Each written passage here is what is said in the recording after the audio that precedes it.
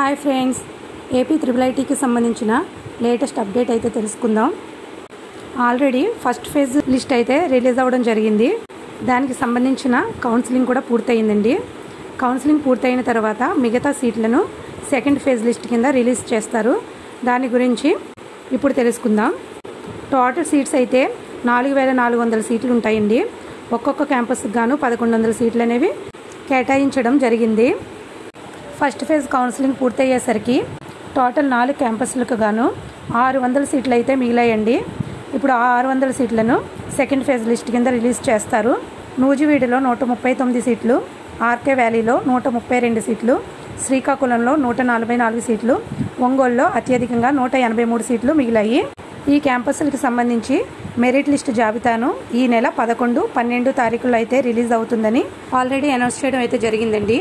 కాకపోతే నిన్నైతే merit list అనేది రిలీజ్ అవ్వలేదు. ఈరోజు ఈవినింగ్ కల్లా మెరిట్ లిస్ట్ అనేది రిలీజ్ అయ్యే ఛాన్స్ ఉందండి. అందువలన ఎవరైతే సెకండ్ ఫేజ్ లిస్ట్ కోసం వెయిట్ చేస్తున్నారో వారందరూ కూడా ఆర్జీకేటీ వెబ్సైట్ని అయితే చెక్ చేసుకుంటూ ఉండండి. సెలెక్ట్ అయిన ప్రతి ఒక్కరికి కూడా మెసేజ్లు, మెయిల్స్ కూడా పంపిస్తారండి.